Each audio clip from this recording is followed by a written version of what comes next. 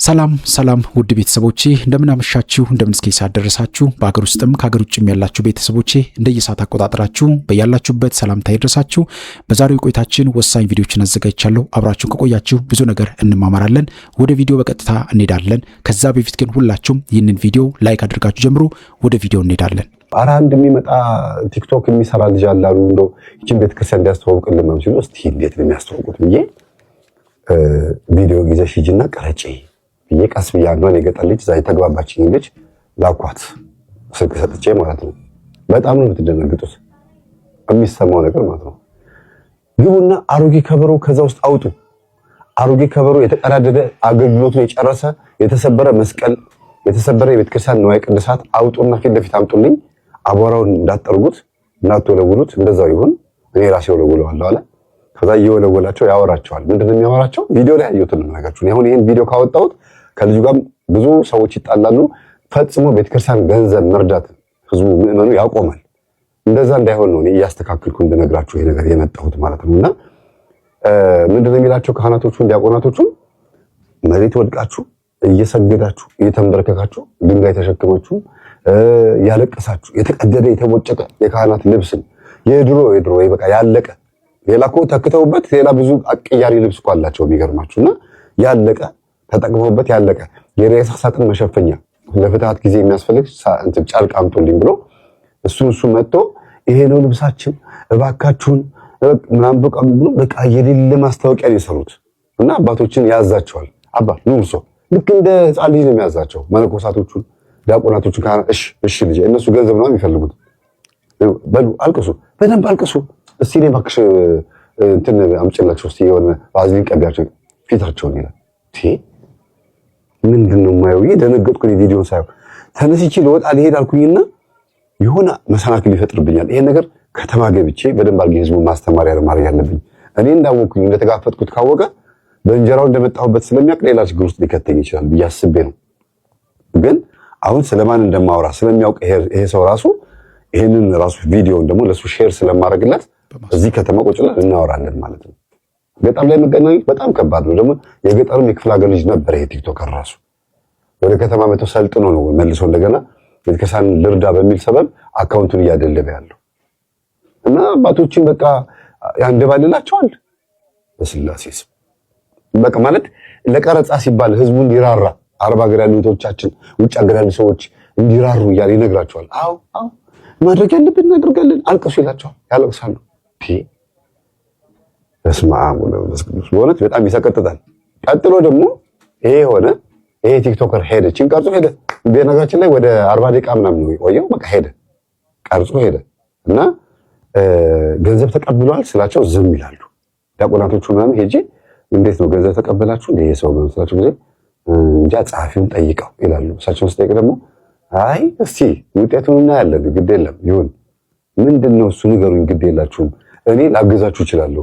እኔ እኮ ቤተክርስቲያኑን ለመርዳት እፈልጋለሁ እባካችሁን አውደ ምሕረት ላይ ቆሜ ላስተምር ህዝብ ጥሩ ስላችሁ የነ መምህር ግርማ ልጆች አንፈልግም ይሄን ነገር አንፈልግም እዛ ከተማ ውስጥ የሚወራው ስማቸው ጥሩ ስላልሆነ አታስጠጓቸው ተብለናል አሉ።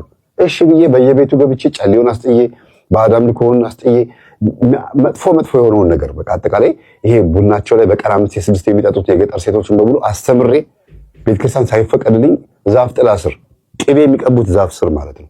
ይገርማችሁ ዛፍ ጥላ ስር ቁጭ ብለን እዛው ማን እንደሆነች ዛፏ ከአቡነ ተክለ ሃይማኖት መጽሐፍ ገድላቸው ላይ ከመጽሐፍ ቅዱስ ላይ ከተለያዩ ቦታዎች ላይ አስተምሬያቸው ጨርሼ ነው እንግዲህ ሁሉ ነገር አልሄድም ዛሬ ብዬ በማግስቱ ሄዳታለሁ ብዬ አሁን የቤተክርስቲያኑ ኮሚቴዎች በብልጠት በዘዴ መጎብኘት ፈልጋለሁ አልኩኝና እስቲ እርዳታ የምትፈልጉ ከሆነ እኔ ታገዙ ፈልጋለሁና ቤታችሁ ልምጣ አልኳቸው። ሁላችሁም ኮሚቴ ቤት መሄድ ፈልጋለሁ አልኩኝ። ስልኬን ፊት ለፊት እዚህ ጋር የምትለጠፍ ካሜራ አለች፣ እሷን ለጥፌ ገባሁኝ። እናንተ አታምኑ፣ በዛች ገጠር ከተማ ውስጥ የእያንዳንዱ የቤተክርስቲያኑ ኮሚቴ የዲያቆናቶቹን የካህናቶቹ ቤታቸው እንዴት እንደሚያምር ሶፋው ብትሉ ቴሌቪዥኖቻቸው ብትሉ የለበሱት ልብስ የልጆቻቸው ሁኔታ እኔ እንደው ለምን አየህባቸው እንዳትሉኝ። ለምን ነው ከቤተ ክርስቲያን አንግል አንፃር ነው ይሄን ያየሁት። ለምን አየህ አይባልም እንደዚህ አይነት ነገር። ቤተ ክርስቲያኗ ይኸው እንደው መሬቱ ሲሚንቶ እንኳን የለውም እናንተ መለመኛ አድርገዋታል ቤተ ክርስቲያኗ። ደህና ህዝብ የሚቆምበት ቁጭ ብትሉ ነጠላ ልብሳችሁ ቁጭ ብትሉ ቁንጫ አለ። ቤተክርስቲያኗ አንድም የፈረሰውን ጭቃ ሰርተውት አያውቁም። ፈርሶ ቤታቸው ግን ምን እንደሚመስል ውስጡ ኖራ ተቀብቶ ኮርኒሱ የሚገራርም ነው። የሁሉም ኮሚቴዎች ቤት፣ የሁሉም የቤተክርስቲያን አገልጋዮች ቤት ነው እኮ የምነግራችሁ። ከዛ ታዘብኩ። ወደ 5-6 ቤት ገባውና አስተዳዳሪው ጋር ሄጄ መጨረሻ ማወቅ ፈልጋለሁ ብዬ ሲሄድ አስተዳዳሪው በእርግጥ ገበሬ ናቸው፣ በዛ ቦታ ላይ ታውቁ ገበሬ ናቸው። ግን ከተማ ላይ ደግሞ ካሉት ትልቅ አስተዳዳሪዎች ጋር በስልክ ይደዋወላሉ። እንደው እኔ ገብቻ አጠገባቸው ተቀምጫለሁ፣ አላወቁም እሳቸው። እና እኔ አጠገባቸው እንደተቀመጥኩኝ ቤተሰብም ተቀምጧል እኮ ብለውም አልነገሯቸውም። የገጠር ሰው ምስኪን ነው። እንደው እኮ ከከተማ የመጣ አንድ ልጅ ቲክቶከር መጥቶ ቀርጾ እየሄደ ነውና እሱ ከሄደ በኋላ ግን የነዛ የመምህር ግርማ ልጆች አንዱ መጥቶ እዚህ እንደው የሚሰራው ስራ ነው ጨሌ አስጥሎ፣ እርግጥ ጥሩ ነገር ነው ያደረገው። እንደው ትምህርታቸው እንዴት ነው ሲባል አይ ይተጋሉ ይሰራሉ ይላል። ያው እዛ ውስጥ ክፍል ውስጥ ያለው ሰውዬ ይሰራሉ ይተጋሉ፣ ግን የሚያስጠጋቸው ጠፍቷል። እና ተጠቀሙባቸው። ብዙ ሀብታሞች ብዙ የቤተክርስቲያን ፍቅር ያላቸው ልጆች አሏቸው እነሱ ጋር። እንደው እንዴት ነው ተነዛ ተታድሶቹ ናቸው። ጥያቄያቸው እኮ ጥሩ ነው እኮ ሰውየው ቄሱ። ግን እኔ እሳቸው እያወሩ ኦዲዮ ሪከርድ አደርጋለሁ፣ ቪዲዮም ሪከርድ አድርጌያቸዋለሁ። በጣም የሚገርማችሁ ቤታቸው ግን የሚገርም ቤት ነው እንዴ! የእግዚአብሔርን ቤት እንደዚህ ነች ብለው አንድ ማዕጠንት የድሮ እኮ ነው የድሮ ማዕጠንት አምጥተው በሱ ነው የሚያጥኑት አሉ። በዓል ሲሆን ብቻ የሚወጣ አለ አዳዲስ ዕቃ አዳዲስ ልብስ። ከዛ ውጭ ግን ህዝብ አይቶ ከከተማ የሚመጣ ሰው አይቶ፣ በተለይ ከከተማ የሚመጡ ሰዎች አሉ ከተባለ በቃ የተቀዳደደ ካህናት ልብስ ምናምን ለብሰው መጥተው ፊት ለፊታቸው ዲብ ይቆማሉ። እና በጣም ገረመኝ። እግዚአብሔር በስውር እንደሚያይ ሁሉ ይሄኛውም በስውር ሲገባ አታውቀው፣ ግን ሲጀምርህ አንዳንድ ምልክቶች ያሳይሃል። ቅዠት ምናምን፣ አንዳንዴ መንፈራገጥ፣ አንዳንዴ መኝታህን መለወጥ፣ አንዳንዴ አቅጣጫ ትራስህን ማዛባት፣ እነዚህ አንዳንድ ምልክቶቹ ናቸው። ሌሊት መባተት፣ ድንገት መበርገግ፣ የልብ መምታት በየሰዓት እየጠበቀ እነዚህ ጠባያቶቹ ናቸው። ዓይንህ ላይ ደግሞ በሚቀመጥበት ጊዜ ብዥታዎች፣ አንዳንድ ጊዜ የምታየውን ነገር በመንፈሱ ዓይን እንድታይ ያደርጋል። የምትመርጠውን ነገር በመንፈሱ እንድትመርጥ ያደርጋል። ውስጥ የህይወት ምርጫህ ላይም ሁሉ በስውር ብዙ ነገሮችን ያዛባብሃል። የምትይዘውን በረከት እንድታጣው ይታገልሃል። የጨበጥከው ላይ በአንድ ጊዜ በማታውቀው መንገድ እንዲወድምና እንዲበክን ያደርግሃል። የነካኸው ያየኸው ሁሉ መባረክ ያቅተዋል። ደሞዜ የምትለው ነገር ላይም ምንም ውስጥ እንዳይገባ አድርጎ በረከት አልባ ያደርግሃል። ይሄ በስውር የሚገባው መንፈስ ነው። በስውርም የሚሰልቡህ አሉ፣ በስውርም የሚነጥቁህ አሉ። እግዚአብሔር በስውር የሚያይህ ከሆነ በግልጽ ይህንን ጠላትህን እንድትቋቋም የሚያግዝህ ታዲያ የዕለት አምልኮት ሲኖርህ ነው። ጠዋት 21 ማታ 21 ስብሐት ለአብ ስብሐት ለወልድ ስብሐት ለመንፈስ ቅዱስ ሃሌሉያ ለአብ ሃሌሉያ ለወልድ ሃሌሉያ ለመንፈስ ቅዱስ እያልክ ሰግደህ ወይ 27 ሰግደህ ስትወጣ እጅህን ወደ እግዚአብሔር ስለዘረጋህበት እጅህ የነካው ነገር ሁሉ ተባርኮ ይውላል። እየሰማችሁ ነው? ተባርኮ ይውላል። በቃ የምትጽፍም ከሆነ የምትጽፈው መልካሙን በጎውን ለአንተ የሚሆነውን ነው። እንዲህ ያላመለክበት እጅና ያልሰገድክበት ጉልበት ሁል ጊዜ በስውር ለሚያይ ጠላት እጅ ውስጥ ይገባል።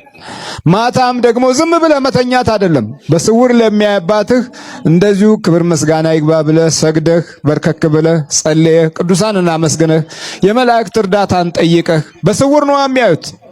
አንተ የምታየው ዓለማዊውን ነው፣ እነሱ የሚያዩት ጥልቁንም ከውስጥም ከላይም ከውጭም ነው። አይናቸው ብርሃናዊ አይን ነው። ኤክስሬ እንኳን አለን አይደል? እንደኛ በአቅማችን ይሄው ኤክስሬ አለ አይደል? ስትፈልግ ኩላሊት ስትፈልግ ሳምባህን የሚያያል አይደል? ይሄኛው ይሄ በሰውኛው ነው። ግን ነፍስህን አያይም እሱ፣ ወይም ሰይጣንን አያይም። ሚሊዮን ሰይጣን እያለ ኤክስሬ ውስጥ ብትገባ ሚሊዮን ሰይጣን አይታይም። የሚታየው ያንተ ስጋ ነው፣ ስጋው ብቻ ነው። እና በውስጥ ግን ብዙ ጠላት አለ። ያንን የሚያጠቃልህ በስውር የሚያይባትህ ነው። በስውር የሚያይባትህ በግልጽ ጠላትህን ይዋጋልሃል ማለት ነው። እዚህ የምታየው ሁሉ በስውር የገባ ነው እንጂ ሲገባ እኔ ገብቻለሁ ያለ ሰይጣን የለም። እኔ ያስኩት ያለ የለም። ግን ጸሎት ቤት ካለህ መንበርከኪያና መስገጃ ካለህ ሲገባም ታውቀዋለህ። የምታውቀው ምንድነው? መንፈሳዊው ነገርህ ላይ ንቃት እንዳይኖርህ ያደርጋል። የመጀመሪያው ትልቁ አሰራሩ እሱ ስለ መንፈሳዊ ነገር የሚሰማህን ስሜቶች ማጥፋት ነው። እዚህ ላይ ደግሞ 3 አይነት ስሜቶች አሉ። ወደዚህ ቀደም ብለህ ዝም ብለህ ቤተክርስቲያን ትመላለስ እንደሆነ ተመላልሶ ይለምዳል እሱ። ይሄ እንዲህ አይነት ለማዳ ሰይጣኖች አሉ። ለማዳ አንበሶች እንዳሉ ሁሉ ለማዳ ሰይጣኖች አሉ፣ ለማዳ አጋንንቶች አሉ። ይመላለሳል አብሮ። ግን አንዳንድ መሰረታዊ ነገር ላይ ህይወትህ በጠላት እጅ መያዙ ይታወቃል። አንደኛ ልጸልይ ስትል ይጠፋል። ሁለተኛ እሰግዳለሁ ስትል አቅም ያንሳል። በጎ ነገር አደርጋለሁ ስትል ደግሞ ያምሃል፣ ውስጥህን በሐሳብ ያምሃል። ቸርነትን፣ ቅንነትን በህይወትህ እንዳትይዘው ይፈልጋል። ይሄ ዝም ብሎ ማቶስቶስና ወሬ ብቻ መንሸዋከክ ብቻ ያበዛብሃል።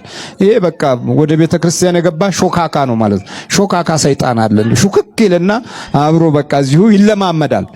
ከዛ እንዳውም ውጪ ከምትሰራቸው ክፋቶች ይልቅ የበለጠ እዚህ ተመሳስሎ ከአንተ ጋር የሚሰራው ክፋት ይበልጣል። ይሄ እንዲህ አይነቱ ሞላጫ ሰይጣን ነውና ይመሳሰላል ማለት ነው። ለዛ መመሳሰል ዋናው ትልቁ ነገር አለማምለክና ቅንነት አለመኖር ነው። የተፈጥሮ ቅንነት ማጣት የበለጠ ይህንን ሰይጣን ያሻሽለዋል። ይሄኛው አይነት ሰይጣኖች ቶሎ አይወጡም፣ ቶሎ አይያዙም። ምክንያቱም እናቃለን የሚል ባህሪያትም አላቸው። ዕውቀት አለን፣ በደንብ ወንጌል ተምረናል ወይም ደግሞ ማስተማር እንችላለን የሚልም ባህሪ አለው። እንዲህ አይነቱ መንፈስ ቶሎ መቆጣጠር አደገኛ ነው፣ በጣም ያስቸግራል። ሌላው ምንም ስለ መናፍስት ጉዳት ሳታቅ ወደዚህ ስትመጣ በቅጽበት የመነቃነቅ ችሎታ አለው። ቶሎ ይያዝልሃል። ለምን? ማምለክ ጀምረሃል፣ መስገድ ጀምረሃል፣ በመቁጠሪያ መግረፍ ጀምረሃል። ራስህን ለእግዚአብሔር አሳልፎ የመስጠት ኃይልና መንፈሳዊ ልምምድ እያደረክ ነው። እንዲህ ከሆነ ደግሞ ቶሎ ይያዛል። ቶሎ ለመያዙ ዋናው ምክንያት በእምነታዊ ኃይልህ በኩል እግዚአብሔርን እየፈራህ እየመጣህ ነው ያለው። ይሄን ለመቆጣጠር ብዙ አያስቸግርም። ደግነትንም ቅንነትንም የበረከት ስራዎችንም ለመስራት ውስጥህ ቶሎ ስለሚዘጋጅ የዚህ ጊዜ ምህረቱ ፈጠን ይላል። የእግዚአብሔር ቸርነትም እግረ መንገዱን እየተገለጠ መንፈሳዊ ጥበቃውን ካንተ ጋር ያደርጋል። መንበርከክህና መጸለይም ዋጋው በግልጽ የሚታይ ይሆናል። ጠላትህን ታሸንፈዋለህ። ግደለው ከተባለ ሰይጣን እግዚአብሔር አትገለውም የሚለው መልእክት የሚያስተላልፈው በስውር የሚያባታችን። በወጣትነቷ ቅዱስ ቁርባን የምትቀበል ሴት ማግባት አትችልም። ሰላም፣ እንዴት ናችሁ ቤተሰብ? ሰላም ነው ወይ? እግዚአብሔር ይመስገን በጣም ደህና ነኝ። ይሄ ሀሳብ ማለት ነው ለዘመናት እኔን ከቅዱስ ቁርባን የለየኝ ነበረ ማለት ነው። ምክንያቱም ያልተጻፈ አስተምሮ ማለት ነው እኔ በማውቀው እንግዲህ እና ዩኒቨርሲቲ ያለን ኤፍራታ የምትባል ጓደኛ ነበረችኝ እና ልክ ቅዱስ ቁርባን ተቀብላ ስትመጣ አልቅሻለሁ። ማቀው አስተምሮ ምን ነበረ? ቅዱስ ቁርባን ለብቻው የተቀበለች ሴት እንደማታገባ ገዳም ገብታ መመንኮስ እንዳለባት ነበር ማቀው። አልቅሻለሁ በጣም ማለት ነው።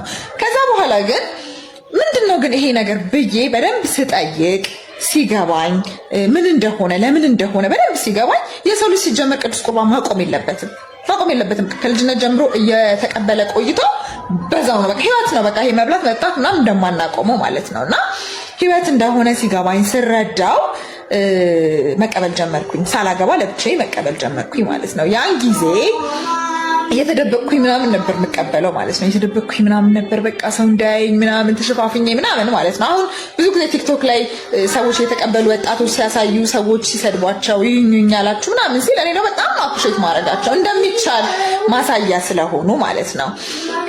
ከዛ በኋላ እናቴን የሚያውቋት ሰዎች አዩኝና እንደዛ ተሸፋፍኜ ራሱ ማለት ነው አዩኝና ምን ተብሎ ተወራ? ቤቲ ልትሞት ነው፣ ካንሰር ይዟታል፣ በቃ ትንሽ ጊዜ ነው የቀራት። ያልተወራብኝ ነገር የለም። ቅዱስ ቁርባን ሰው የሚቀበለው ሊሞት ሲል አይደለም፣ ህይወት ነው። ህይወቴ እኔ ከቅዱስ ቁርባን በኋላ ምን ያህል እንደተለወጠ ሰዎች በኋላ አታገኝም፣ ቆመሽ ነው የምትቀሪው፣ ገዳም መግባት አለብሽ ብለውኛል።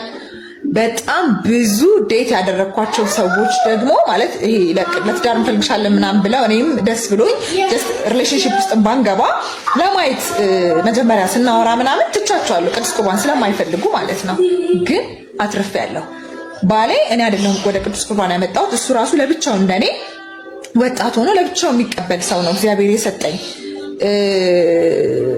ከዛ በኋላ ነው ጓደኛም እያለን ለየብቻ እንቆርብ ነበረ፣ ስናገባም ልክ እንደዛ ማለት ነው። እና እግዚአብሔር ይሰጣል፣ ምንም የጎደለብኝ ነገር የለም። እንደ ሰው መልበስ፣ እንደ ሰው መኖር፣ እንደ ሰው ምንም የጎደለብኝ ነገር የለም። ብዙ ተባረኩኝ እንጂ። ስለዚህ ይሄ አስተሳሰብ ብዙ ሰዎች ጋር ስላለ እነዚህን ቲክቶከሮች ላይ በጣም አፕሪሼት በማድረግ ነው ይህንን ቪዲዮ መስራት የቻልኩት። ሁሌም ከእግዚአብሔር ጋር የሆነ መንገድ ሊያለፋ ይችላል፣ ሊዘገይ ይችላል። ምክንያቱም ሰማይ ጠሪ ሁል ጊዜ ስለማይተኛልን ማለት ነው። ስለዚህ ግን የበረከት የምስጋና ህይወቴ እኔ ቅዱስ ቁርባን የተቀበልኩ ቀን የጀመረው ሁላችሁም እንድትቀበሉ ምኞቴ ነው። ኃጢአተኛንን መድኃኒት ያስፈልጋል። በዚህች ሀገር ላይ የሃይማኖት ጦርነት ያልተነሳው እናንተ ሳትተነኩሉን፣ እናንተ ሳትገሉን፣ እናንተ ቤተክርስቲያናችንን ሳታቃጥሉብን ቀርታችሁ ሳይሆን የኛ ዝምታና ትዕግስት ይዞን ነው አሁን እስካሁን ድረስ በሰላም በዚህ ሀገር ላይ እየኖርን ያለ ነው። ጅጅጋ ላይ የመድኃኔዓለም ቤተክርስቲያን ጉልላት ፈረሰ የሚል ዜና ወጣ እና ምን ይሆን? ምን ይደረግ ታዲያ? በዚህ እንዝላልነታችን ከየቤታችን ገብተው አንድ ባንድ እያወጡን ባያርዱን ነበር የሚገርሙ።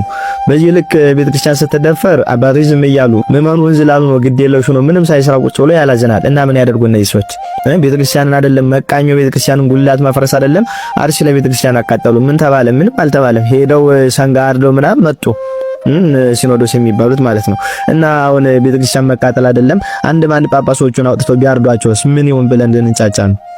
ከዚህ በላይ ምን ይባል? ምን ያደርጉ እነዚህ ሰዎች? እኛ እንድንነሳና እኛ የራሳችን እርምጃ እንድንወስድ እነዚህ ሰዎች ከዚህ በላይ ምን ያደርጉ? ቤተክርስቲያን አቃጠሉ፣ ክርስቲያኖችን አረዱ፣ አላሁ አክበር እያሉ ስንቱን ፈጁት። አሁን ደግሞ ጉልላት በዚህ መልኩ እያፈረሱ ካገኙም ደግሞ ቤተክርስቲያኖችን ለማቃጠል ተነሱ እና ምን ይሆን? ምን ይደረግ? የኛ ዝምታ አይደለም እንኳን ቤተክርስቲያን ማፍረስ ቅርና ገና አንድ ባንድ ቤተክርስቲያኑን እየዞሩ ቢያነዱትም ምንም እንደማናመጣ አወቁ። ክርስቲያኖችን አርደው የልብ ተረታችንን ለኩን፣ ምንም አላደረግንም። ቤተክርስቲያን አቃጥለው የልብ ተረታችንን ለኩን፣ ምንም አላደረግንም። አሁን ደግሞ በጠራራ ፀሐይ መንግስት አለ ተብሎ በሚታሰብበት ሀገር የቤተክርስቲያንን ጉልላት በዚህ መልኩ ሲያፈርሱ አዩና የልብ ተረታችንን ደግሞ ይለኩታል። አንድ ሳምንት እንጫጫና ዝም እንላለን። ምን ወስደው አጸፋዊ እርምጃም ደግሞ የለም። እነዚህ ሰዎች ታዲያ ምን ያደርጉ? ቤተክርስቲያን ተቃጠለ፣ ጉልላቷ እንደዚህ ያለ፣ አባቶች ታረዱ፣ ምዕመናን ተገደሉ ብላችሁ ምን ትጮት? በእናንተ እንዝላልነት የተፈጠረ ችግር ነው እንጂ ክርስቲያኑ ራስ ወዳድ እንዝላል ሞትን የማይፈራ ስደትን የማይፈራ እስርን የማይፈራ እንግልትን የማይፈራ የሚደፍር ክርስቲያን ቢኖር ኑሮ የአንድ ቤተክርስቲያን መቃጠልና ጉልላት መፍራስ አይደለም የአንድ ክርስቲያን ሞት ሆ ብሎ እንድንነሳ ምክንያት ይሆነን ነበረ። አሁን ግን ምንም ነገር ቢያደርጉ እንዳይደንቃችሁ፣ ማንም ምንም አያደርጋቸውም፣ ማንም እርምጃ አይወስድባቸውም፣ አጻፋዊ ምላሽም አይሰጣቸውም። ስለዚህ የፈለጉትን እያደረጉ ይቀጥላሉ። እናንተም ትመጡና እዚህ ላይ ትንጫጫላችሁ። ሰራም አንሰራም፣ አንነጋገርም፣ አንደራጅም፣ አጻፋዊ መልስም አንመልስም። ይሄ ንግግር ደግሞ ጭራሽ እኔ ጥፋተኛ ሆኜ ጦርነት ቀስቃሽ ተብዬ ደግሞ ነገ ደግሞ እዚህ ላይ ተለጥፌ ታዩኛላችሁ። ምንም የምናመጣው ጉዳይ የለም ማለት ነው። አቅም እያለን ሀገራችን ላይ ሆነን ቤተክርስቲያን ይዘን በዚህ ልክ ተዋርደን የማንም ኩታራ ንፍጡን ያልጠረገ ሰው መጫወቻ መሆናችን በጣም ያሳዝናል። የእችን ቤተክርስቲያን ታላቅነት ያስናቅናት አባቶች የሚባሉ ወንበሩን ይዘው ያሉ ግን ደግሞ እንደ ጣዖት ቁጭ ብለው የሚደረገው ነገር ሁሉ ከኛ ጋር ፍጥጥ ብለው እኩል የሚመለከቱ ለሆዳቸው ለስጋቸው ያደሩ ሞትን የፈሩ ለምዕመኖቻቸው ብለው ምንም አይነት ዋጋ መክፈል የማይፈልጉ ተይዘን ነው እንደዚህ ሆነ ነው ብሎ ይናገራሉ። እና አቡነ ሚካኤል ዘጎሬ እና አቡነ ጴጥሮስ አዲስ አበባ ላይ የተሰዉት ምንም የሚይዛቸው ነገር እኮ ሳይኖር ቀርቶ አይደለም። የሚያዘውን ነገር በጣት ሰው ወጥተው ምንም ነገር ይቅርብኝ ብለው ሀገርና ሃይማኖት ቤተክርስቲያን ትቀድማለች ብለው ነው ሁሉን ተጋፍተው አንገታቸውን ለሰይፍ ግንባራቸውን ለጥይት ደረታቸውን ለጦር የሰጡት እኮ ይሄን ሁሉ ነገር ተቋቁመው ነው። አሁን ግን ያውሩ ጳጳስ ምን ይላል? ቁጭ ብሎ ጫና አለብኝ በዚህም በዛም ስራ አለብን በዚህ ይሄ እኮ ነው ስራችሁ የነበረ። ቤተክርስቲያን በዚህ ልክ በማን ክፍለ ጊዜ ተዋረዳለች? አሁን በእናንተ ጊዜ ነው ተዋረደችው። በእኛ በመናኑ ዝላልነት ፍራቻ በአባቶች ዝምታ ምዕመናን ታርደዋል፣ ቤተክርስቲያን ተቃጥላለች። ውርደቱ ገና ይቀጥላል። አንድ ነገር ግን ማወቅ ያለባችሁ ነገር ቢኖር እናንተ እንዲህ ቤተክርስቲያን የምታቃጥሉና ጉልላት የምታፈርሱ ሰዎች እኛ ብዙ ነን ብላችሁ እስላሞች እዛ ሀገር እንበዛለን ብላችሁ ይሄንን ተግባር ብታደርጉ ክርስቲያኖች የምንበዛበት ብዙ ቦታ አለ። ሀገሪቱ ግማሹ ህዝብ ክርስቲያን ነው። ይሄንን ወቁ። አንድ ቀን የተነሳን ጊዜ 24 ሰዓት አትፈጁብንም። እናንተ ቢያንስ ትዕግስታችንን እንደ ፍራቻ አትቁጠሩብን። በዚህች ሀገር ላይ የሃይማኖት ጦርነት ያልተነሳው እናንተ ሳትተነኩሉን እናንተ እናንተ ሳትገሉን እናንተ ቤተክርስቲያናችንን ሳታቃጥሉብን ቀርታችሁ ሳይሆን የኛ ዝምታና ትዕግስት ይዞን ነው አሁን እስካሁን ድረስ በሰላም በዚህ ሀገር ላይ እየኖርን ያለ ነው። ይሄንን ወቁ። ትዕግስት ፍራቻ አይደለም። ለእናንተ ጥቂት ሰዓታት ይበቃልኝ። ይሄንን ስላልፈለግን ነው እየበደላችሁን፣ እየገፋችሁን፣ እየገደላችሁ፣ እያቃጠላችሁን ዝም ብለን ትዕግስትን መርጠን ቁጭ ያልነው። ግን ይሄ ዝምታና ይሄ ትዕግስት የተሰበረ ጊዜ፣ ህዝቡ የነቃና የተደራጀ ጊዜ እናንተ በፊታችን ማስቆሙ ትቢያና አመድ መሆናችሁን ማወቅ መቻል አለባችሁ። ሙስሊም የሚበዛበት ሀገር እንዳለ ሁሉ ብዙ ክርስቲያኖች የሚበዙበት ሀገርም ክልልም እንዳለ እወቁ። እናንተም ክርስቲያኖች ብትደራጁ፣ ባትተኙ፣ አንድ ባንድ እየገቡ ከቤታችሁ እስኪያርዷችሁ ድረስ ባትጠብቁ መልካም ነው ላለው። በሕክምና ሰዎች፣ በዶክተሮች፣ በነርሶች፣ በፋርማሲስቶች እንደዚህ አይነት የመናፍስት ጥቃት ሲኖር ሊታከም የሚሄደው በትክክል በሽታው ሳያገኙለት መድኃኒቱንም ሳያገኙለት እንዲሁ በህመሙ ላይ ህመም ተጨምሮበት ለህመሙ ሳይሆን ሌላ በሽታ የሚጨምርበትን ኪኒን ይዞ ይመለሳል። የሕክምና ሰዎች፣ ዶክተሮች፣ ነርሶች፣ ሚድዋይፎች፣ ፋርማሲስቶች የጸሎት ህይወት ከሌላቸው እነሱም ተበልተው ሌላውን ይበላሉ። እነሱም ታመው ሌላውም እንዲታመም ያደርጋል።